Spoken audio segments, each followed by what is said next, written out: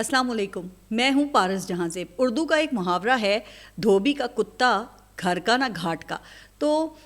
اس میں کسی کو ابہام نہیں ہے کہ یہ محاورہ دو کشتیوں میں سوار شخص کے بارے میں بولا جاتا ہے، لیکن اردو کے جو ماہرین ہیں ان کا ابھی تک ایک بات کے اوپر اختلاف ہے، وہ یہ کہ اس محاورے میں لفظ کتا ہے یا کت کا۔ کچھ کا خیال یہ ہے کہ لفظ کت کا ہے، جو لکڑی کے اس ڈنڈے کو کہتے ہیں جسے دھوبی کسی زمانے میں کپڑوں پر مار کر صاف کرتے تھے، مگر کچھ لوگوں کا خیال یہ ہے کہ یہ لفظ کتا ہی ہے جو دھوبی عام طور پہ سوکھنے کے لیے ڈالنے والے کپڑے کی حفاظت کے لیے رکھا کرتے تھے۔ لیکن اب سینئر صحافی مجیب الرحمان شامی صاحب نے برسوں سے اس بحث کا درمیانی راستہ نکالا ہے۔ انہوں نے محاورے میں کتا نہ کت کا بلکہ دوست کا لفظ استعمال کیا ہے۔ اب ان کا کہنا ہے کہ علی امین گنڈاپور دو کشتیوں کے سوار ہیں، اور مجھے لگتا ہے کہ ان کی دونوں کشتیاں ڈاواڈول ہیں، کیونکہ دھوبی کے دوست نہ گھر کے رہتے ہیں اور نہ گھاٹ کے۔ اب مجھے نہیں پتا کہ سینئر صحافی نے دھوبی کس کو کہا، کیونکہ ان کا گھر تو پاکستان تحریک انصاف ہے، لیکن لگتا یہ ہے کہ علی امین گنڈاپور کو یہ بات سمجھ میں آ گئی ہے، اس لیے انہوں نے نہ گھر اور نہ ہی گھاٹ بلکہ سیدھا سپریم کورٹ سے رجوع کیا ہے۔ عدالت سے علی امین گنڈاپور نے یہ درخواست کی ہے کہ میری ملاقات عمران خان سے کروائی جائے۔ اب پتہ نہیں کہ گھر اور گھاٹ کے ٹھکرائے کو سپریم کورٹ بھی گھاس ڈالتی ہے یا نہیں، لیکن ایک بات کی سمجھ نہیں آئی کہ آخر اس کی ضرورت کیوں پیش آئی، چونکہ ایک ہفتے پہلے ابھی بغیر اجازت لیے صبح اڈیالہ جیل علی امین گنڈاپور پہنچ گئے تھے، جہاں ان کی گاڑی کو بھی اندر جانے دیا گیا، اور 3 گھنٹے تک ان کی عمران خان سے ملاقات ہوتی رہی، اور اس دوران یہ خبریں بھی آئیں کہ جو احتساب عدالت کے جج ہیں وہ انتظار ہی کرتے رہے کہ کب دوست کی یہ ملاقات ختم ہو اور کب توشہ خانہ کیس کی سماعت شروع کی جائے۔ اب سوال تو دیکھیں پھر اٹھتا ہے نا کہ آخر اتنے پہنچے ہوئے شخص کو سپریم کورٹ سے رجوع کرنے یا سپریم کورٹ کا دروازہ کھٹکھٹانے کی ضرورت کیوں پیش آئی یا کیوں سوجی؟ تو اس کا جواب تو پھر دھوبی دے سکتا ہے یا پھر علی امین گنڈاپور دے سکتے ہیں، کیونکہ ملاقات کے بعد وزیر اعلیٰ نے خیبر پختونخوا کے 2 وزراء جو ہیں ان کو فارغ کیا اور تاثر یہ دیا کہ جناب ایسا تو عمران خان کی مرضی سے کیا گیا ہے۔ اچھا، اس حوالے سے اب جو اسد کیسر صاحب ہیں انہوں نے یہ انکشاف کیا ہے کہ میں نے علی ظفر سے درخواست کی تھی کہ وہ عمران خان سے ملاقات میں پوچھیں کہ کیا خیبر پختونخوا میں وزراء کو تبدیل کرنا ان کا فیصلہ ہے، جس پر علی ظفر نے پوچھا اور عمران خان نے واضح الفاظ میں یہ کہا کہ نہ یہ میرا فیصلہ ہے اور نہ ہی میری اس میں کوئی دلچسپی ہے۔ تو پھر سوال اٹھتا ہے کہ اس فیصلے کو عمران خان سے آخر منسوب کیوں کیا گیا، وہ بھی ایک ایسے وقت میں جب پارٹی کو یکجہتی کا پیغام دینے کی شدید ضرورت ہے، لیکن ایسا کر کے پارٹی کے اندر انتشار کا تاثر دیا گیا۔ اب اس کا جواب بھی علی امین ظاہر ہے وہی دے سکتے ہیں، لیکن جواب دینے کے بجائے انہوں نے سپریم کورٹ سے رجوع کر لیا ہے، جو اس معاملے میں نہ پہلے پڑی تھی اور نہ ہی عدالت کی طرف سے ایسی کسی مداخلت کا اس وقت بھی کوئی امکان نظر آتا ہے۔ اب ہو سکتا ہے نا کہ علی امین گنڈاپور کو وفاقی حکومت کا خیال آ گیا ہو کہ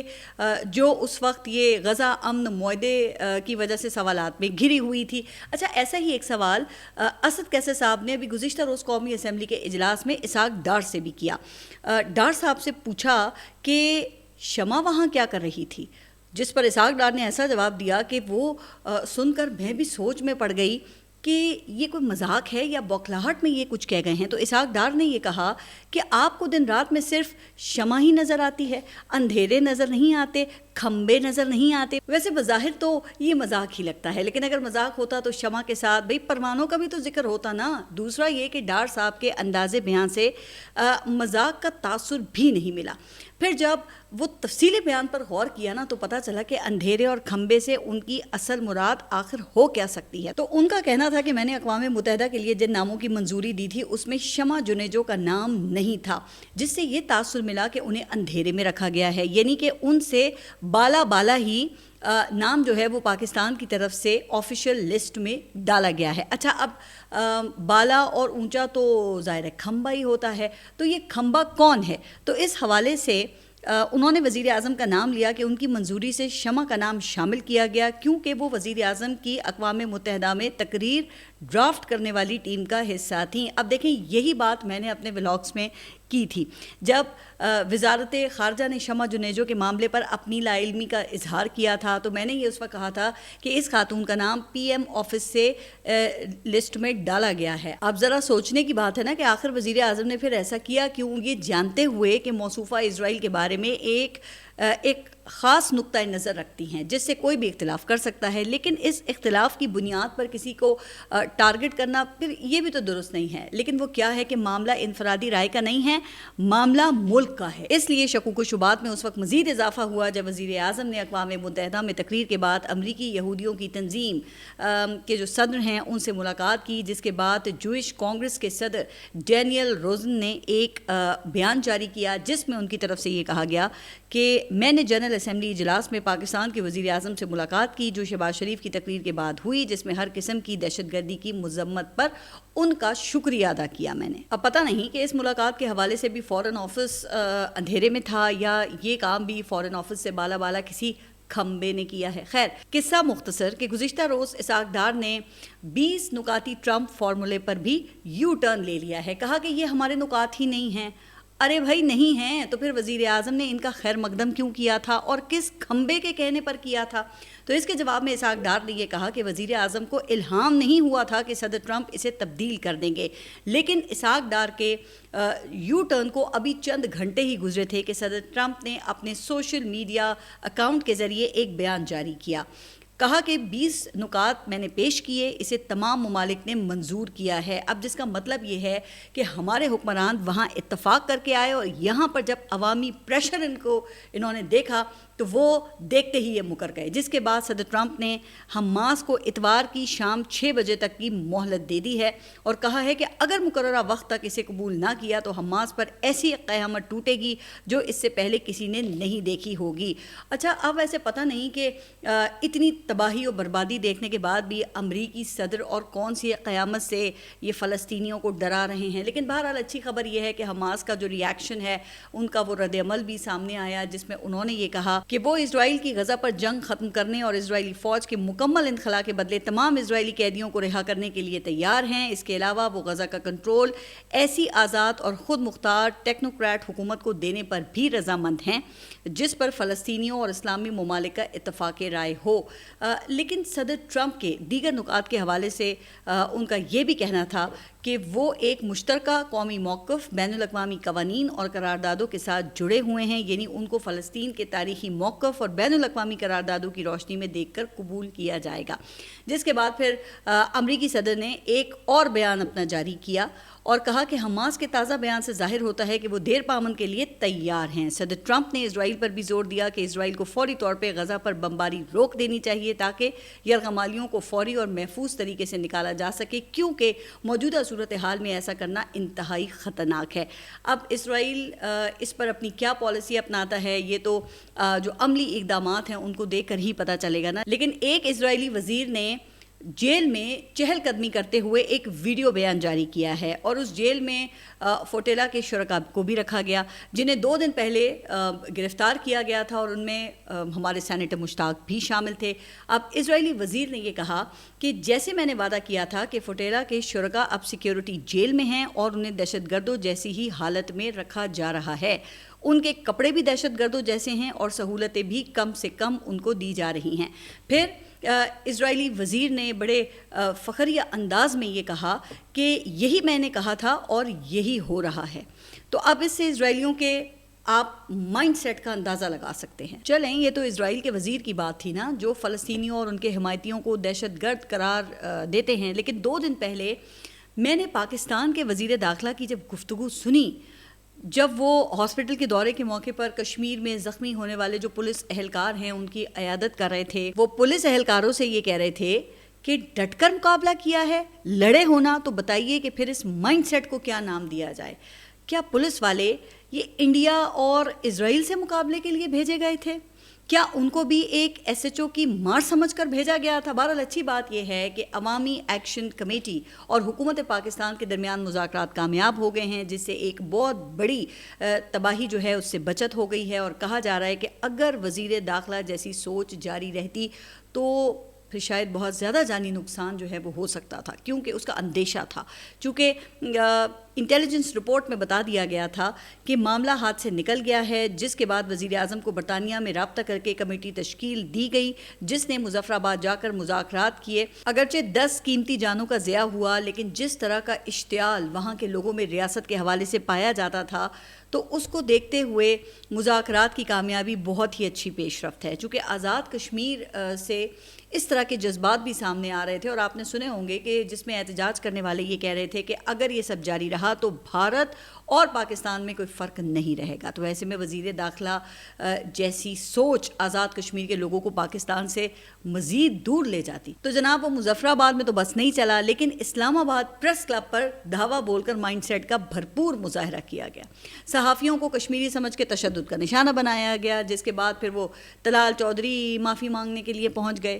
آپ ایسے کام ہی کیوں کرتے ہیں جس پر پھر بعد میں آپ کو معافی مانگنی پڑے؟ اب عوام کو آپ کی معذرت کی نہیں بلکہ آپ کی سوچ میں تبدیلی کی ضرورت ہے، جس کے تحت آپ لوگ یہ عوام کو کوئی کیڑے مکوڑے سمجھ کر کچلنے کے لیے ہم وقت تیار رہتے ہیں۔ آج جو مطالبات آپ لوگوں نے کشمیر میں جا کر سنے ہیں، مانے ہیں، اگر یہی مطالبات گزشتہ ہفتے مان لیے جاتے تو بتائیے نا کہ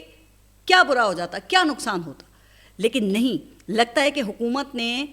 قسم کھا رکھی ہے کہ ہر کام طاقت سے حل کرنا ہے، چاہے وہ بلوچستان ہو، خیبر پختونخوا ہو یا آزاد کشمیر ہو۔ یہی وزراء جنہوں نے یہ گزشتہ روز کامیاب مذاکرات کیے ہیں، کچھ دن پہلے تک احتجاج کرنے والوں کو یہ ملک دشمن کہہ رہے تھے، ان پر بیرونی ایجنڈے کا الزام لگا رہے تھے، اور آج وہی لوگ یہ کہہ رہے ہیں کہ مذاکرات کی کامیابی کشمیر، پاکستان اور جمہوریت کی فتح ہے۔ وزیر قانون نے تو خیر یہاں تک کہہ دیا ہے کہ 12 نشستیں ختم کرنے سے کشمیر کوس کو نقصان پہنچ سکتا ہے۔ اب پتہ نہیں کہ اس سے کشمیر کوس کو کیسے نقصان پہنچ سکتا ہے، البتہ ایسی سوچ سے کشمیر کوس کو نقصان ضرور پہنچے گا، جس کا مقصد اسلام آباد میں بیٹھ کر کشمیر کو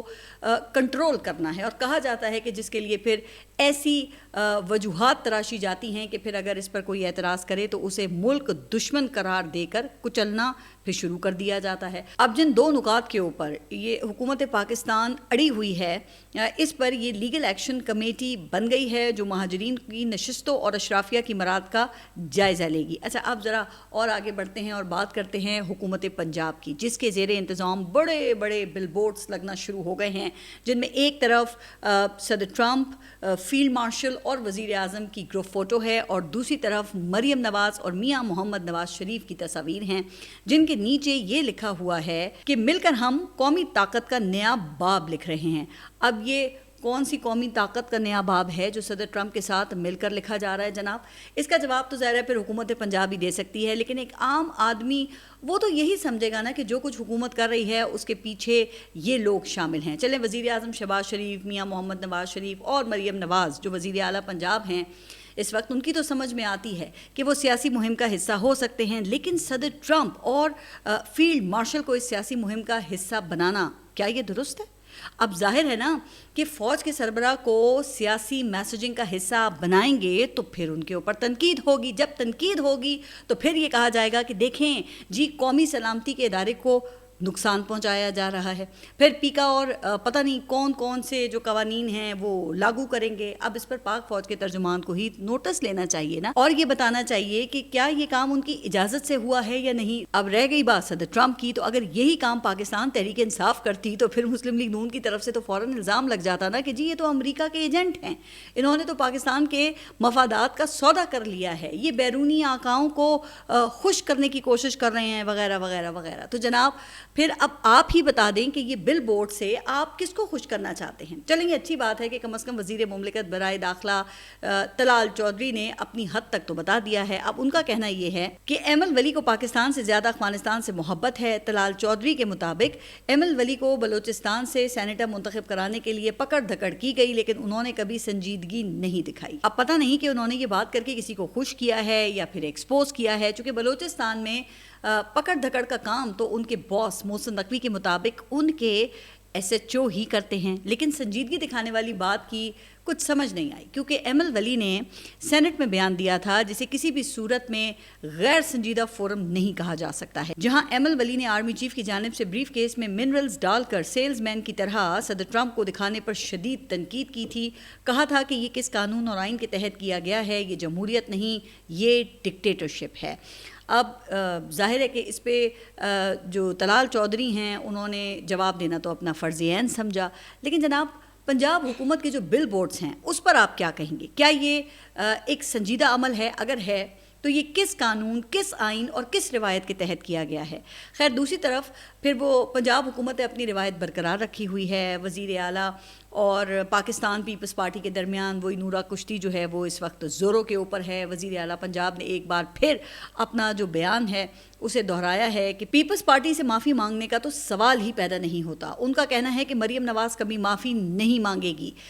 میں کیوں معافی مانگوں؟ معافی وہ ترجمان مانگے جس نے آفت کے وقت میں پنجاب پر تنقید کی. اچھا پھر انہوں نے صوبائی کارڈ کھیلنے کے لیے ایک واقعے کی طرف اشارہ کیا. وہ کہنے لگیں کہ آپ نے رضی دادا کے ساتھ زیادتی کی جس پر میں نہیں بولی، لیکن اگر آئندہ پنجاب میں بسنے والے کسی کے ساتھ زیادتی کی گئی تو میں چپ نہیں رہوں گی. اچھا جی، اب پھر اس کا کیا مطلب لیا جائے؟ گو کہ میں خود پی ٹی وی کی جانب سے رضوان رضی صاحب کو نکالنے کی مخالفت کر چکی ہوں اور یہ بھی کہہ چکی ہوں کہ معافی مانگنے کے بعد نوکری سے انہیں فارغ کرنا یا پھر اس کے بعد ان کی تذلیل کرنا یہ قابل مذمت ہے. لیکن یہ مذمت تو دیکھیں کراس دا بورڈ ہونی چاہیے نا. اب جن لوگوں کو آپ کے کہنے پر اداروں سے فارغ کیا گیا یا پھر ایسا ماحول بنایا گیا کہ وہ خود ہی چھوڑ کر چلے جائیں، تو ان کے بارے میں آپ کا کیا خیال ہے؟ کیا یہ دوہرا معیار نہیں ہے؟ چلیں میں ذرا جرنلائز طریقے سے بات کر لیتی ہوں، کیونکہ یہ سبھی جانتے ہیں کہ کبھی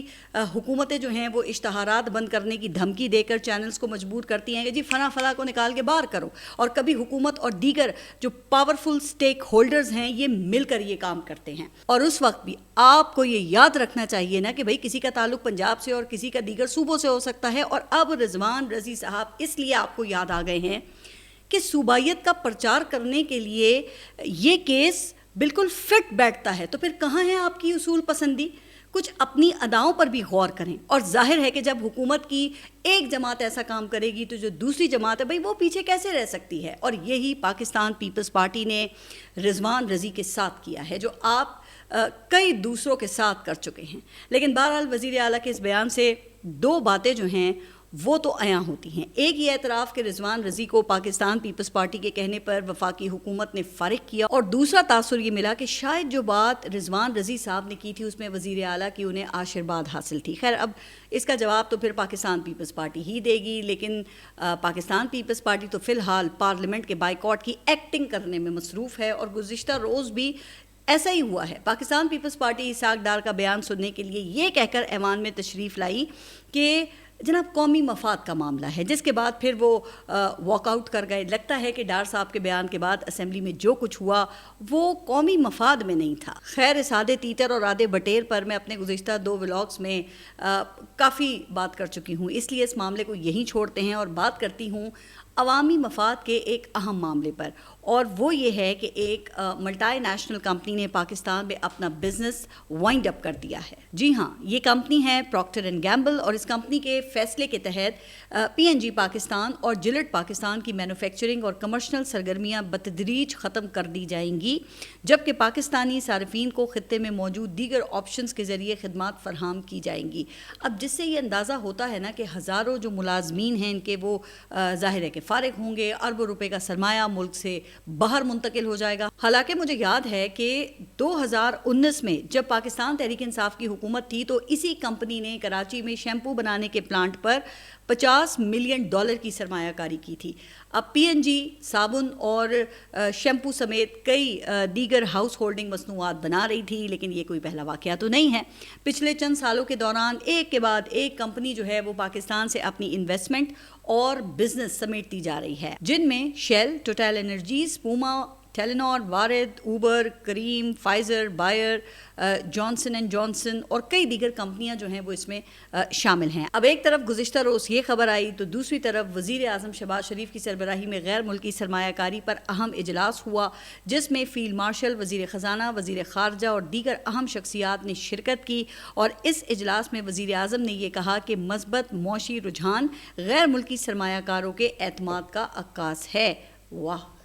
یہ اچھا عکاس ہے کہ کمپنیاں چھوڑ کر جا رہی ہیں، بیرونی سرمایہ کاری آ نہیں رہی، اور اوپر سے ان کی یہ باتیں. 3 سال پہلے یہ کہتے تھے کہ 50 ارب ڈالر کی سرمایہ کاری پائپ لائن میں ہے. اب پتہ نہیں کہ وہ جو پائپ لائن ہے وہ مریخ سے آ رہی ہے یا چاند سے, جو ابھی تک پہنچ ہی نہیں پا رہی, اور پہنچے بھی کیسے. کیا ملک میں سرمایہ کاری کا کوئی ماحول ہے؟ نہ سیاسی عدم استحکام, نہ امن و امان, اور نہ ہی سرمایہ کے تحفظ کی ضمانت. اوپر سے پھر ٹیکسوں کی بھرمار. مینوفیکچرنگ کے شعبے پر یہ 45 سے